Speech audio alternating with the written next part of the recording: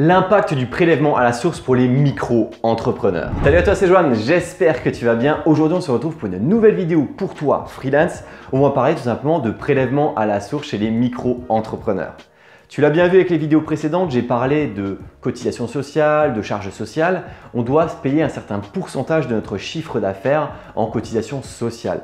Par exemple, 22% pour les prestations de services si tu n'as pas l'ACRE en micro-entreprise. Si tu veux savoir justement à quoi ça correspond, eh bien je te laisse tout simplement la vidéo en question en fiche et également en description. Mais là, si on va parler de prélèvement à la source, c'est que tous les micro-entrepreneurs ne sont pas forcément concernés. Et justement, ça a un peu tout chamboulé dès le 1er janvier 2019. Donc on va regarder ça directement dans cette vidéo et je vais te présenter tout ça maintenant. Et je remercie à nouveau Freebie pour cet article de qualité. Je t'en parlerai un peu plus à la fin de la vidéo, mais en tout cas, si jamais, j'ai un code promo qui te permet d'avoir 2 mois gratuits en utilisant ce fameux outil que je vais te présenter un peu plus tard. Alors à part si tu as vécu dans une grotte, eh bien tu dois certainement savoir qu'en France, il y a eu un grand changement au niveau de l'imposition, à savoir que dès le 1er janvier 2019, eh bien il y a le prélèvement à la source qui a été tout simplement mis en place. Cela veut dire que contrairement à avant où tu devais tout simplement déclarer tes impôts l'année suivante de l'année concernée, eh bien maintenant tu vas être fractionné tous les mois avec un prélèvement à la source. Cela ne veut pas dire que ton taux d'imposition va différer, il sera identique, mais il sera fractionné tout au long de l'année et ça va toucher quasiment tous les revenus français. Les revenus fonciers, les revenus d'indépendants, les salaires, les pensions et retraites, les allocations, etc. Cependant, la micro-entreprise présente un régime fiscal particulier et tout le monde ne sera pas forcément confronté au prélèvement à la source. Tout dépend si tu as opté ou non pour le versement libératoire de l'impôt sur le revenu. Il faut savoir que lorsque tu crées ta micro-entreprise, tu as 2 modes d'imposition possibles. Soit tu vas opter pour le versement libératoire de l'impôt sur le revenu ou bien tu vas garder le régime classique. Et seuls les micro-entrepreneurs placés en régime micro-fiscal classique seront soumis au prélèvement à la source. Alors maintenant, pour toutes les personnes qui veulent savoir comment bien remplir leur fiche d'imposition, il faut bien suivre cette section-là. Alors tout d'abord, je vais te parler des modalités de prélèvement avant 2019. Dans le régime classique, jusqu'à l'an dernier, eh bien tu déclarais au printemps de l'année N ton chiffre d'affaires de l'année N-1 dans justement le formulaire 2042C Pro. Il y avait un abattement forfaitaire qui était appliqué à ton chiffre d'affaires en fonction de ton activité. 71% pour la vente de marchandises, 50% pour les prestations artisanales ou commerciales et 34% pour les prestations de services et les activités libérales. Cela veut dire que si tu avais 10 000 € de chiffre d'affaires en activité commerciale, eh bien tu devais tout simplement inscrire 5 000 € puisque le calcul des impôts va se faire uniquement sur 50% de ton chiffre d'affaires. Si tu es en vente de marchandises, ça va se faire sur 29% de ton chiffre d'affaires. Et si tu es en prestation de services, les impôts vont être calculés sur 66% de ton chiffre d'affaires. Et une fois l'abattement appliqué, ton revenu d'indépendant allait être rajouté à l'ensemble du foyer fiscal pour une imposition globale du foyer. Tu devais dans ce cas payer l'ensemble de l'impôt sur le revenu que tu avais déclaré lors de l'automne de la même année. Passons à présent à l'impact du prélèvement à la source après 2019. Alors j'insiste bien, ton calcul de l'impôt sur le revenu reste le même, ce n'est que le prélèvement qui change. Ensuite, l'ensemble des abattements que je t'ai présentés précédemment reste également d'actualité. Et en plus de ça, ton revenu va également être lié au foyer fiscal en question. Ce qui va essentiellement changer, c'est que au lieu de payer ton impôt en une seule fois, eh bien chaque mois, tu vas payer 1/12 de ton impôt et ça sera directement prélevé sur ta carte bancaire. Mais tu as également la possibilité de demander tout simplement ce prélèvement en trimestriel. Alors je n'ai pas forcément besoin de te préciser que le prélèvement est unique puisque cela dépend forcément des revenus du foyer en question. Mais fais absolument attention à une chose, c'est que même si le prélèvement maintenant il est tous les mois, la déclaration reste la même. Ça veut dire qu'à la fin de l'année, à chaque printemps, il faudra de toute façon que tu déclares ton chiffre d'affaires à la déclaration 2042C Pro. C'est-à-dire que dans tous les cas, il faudra que tu fasses ta déclaration des impôts.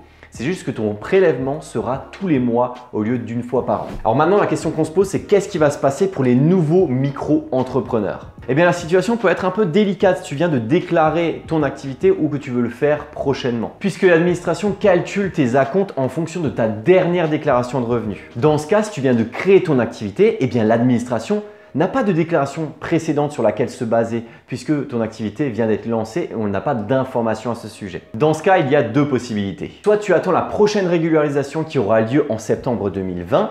Ça veut dire que dans ce cas, en septembre 2020, tu vas devoir payer à la fois ton impôt de 2019 et de 2020. Donc dans ce cas-là, si tu as des impôts, il faut bien que tu l'anticipes et que tu aies de la trésorerie pour justement anticiper le fait que, tiens, l'impôt, je ne l'ai pas payé en 2019, du coup, il faut que je paye 2019 plus 2020. Donc, garde bien de l'argent de côté pour ça. Ou la deuxième solution, c'est que tu vas essayer d'anticiper ton chiffre d'affaires en 2019. Tu vas en faire part à l'administration qui va ensuite te prélever 1/12 de l'anticipation que tu leur as proposée. Donc, à toi de voir. Soit tu attends septembre 2020, mais dans ce cas-là, tu vas devoir payer 2 années d'impôt. Soit tu vas essayer d'anticiper tout simplement ce que tu vas devoir payer en impôt l'année 2019-2020 et dans ce cas-là, eh bien, tu vas donner un chiffre, une anticipation auprès de l'administration pour qu'elle puisse tout simplement te calculer les acomptes en question. Alors, autre petite subtilité, comment va se passer le prélèvement à la source si tu as opté pour le versement libératoire de l'impôt sur le revenu? Il faut savoir que si tu as opté pour le versement libératoire de l'impôt sur le revenu, ça veut dire que lors de chaque déclaration que tu vas réaliser, donc la déclaration des cotisations sociales que je t'ai présentée en vidéo, qui est d'ailleurs en description, eh bien, tu vas également payer ton impôt sur le revenu qui va être de l'ordre de 1 à 2,2% directement en même temps que tes cotisations. Donc, par exemple, en prestation de service, tu vas payer par exemple tes 22%, plus les 0,3% de CFE et également peut-être ton 2,2% d'imposition. Donc si tu as opté pour le versement libératoire de l'impôt sur le revenu, tu vas tout simplement payer tes cotisations sociales en même temps que ton impôt sur le revenu. D'ailleurs, les taux d'imposition sur le revenu sont de cet ordre, à savoir 1% pour les ventes de marchandises, 2% pour les activités commerciales et artisanales et 2,2% pour les prestations de services et activités libérales. Comme ce paiement est à caractère libératoire, ça veut dire qu'une fois que tu as payé ce pourcentage d'impôt sur le revenu, eh bien, tu n'auras pas de régularisation ultérieure. Ton impôt sur le revenu est payé.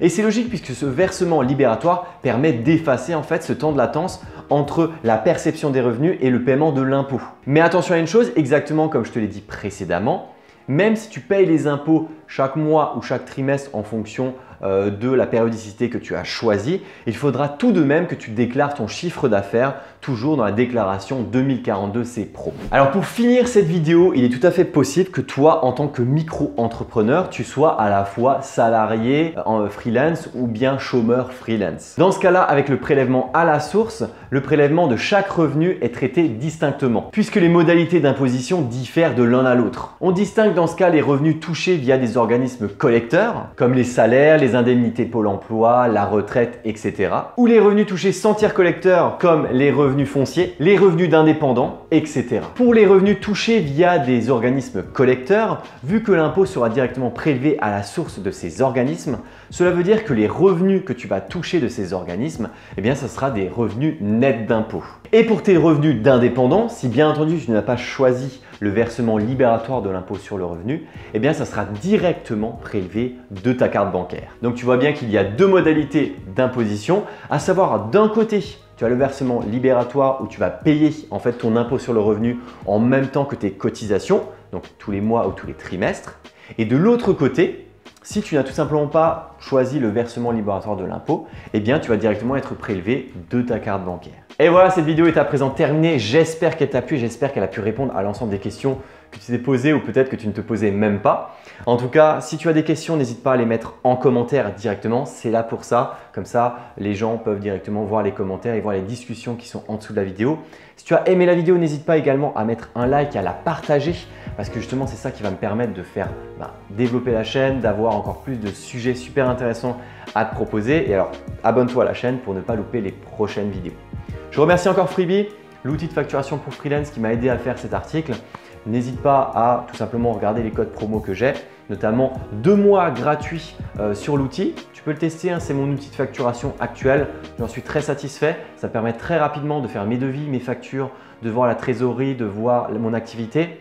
Ça me fait gagner énormément de temps et tout le temps que je ne passe pas à faire de la compta, eh bien c'est du temps que je passe à facturer mes clients beaucoup plus cher que le prix de Freebie tout simplement. Donc voilà, si jamais ça t'intéresse, tous les liens sont dans la description. Puis je te remercie encore d'avoir suivi cette vidéo jusqu'au bout. Je te dis à très bientôt pour des prochaines vidéos pour toi, freelance.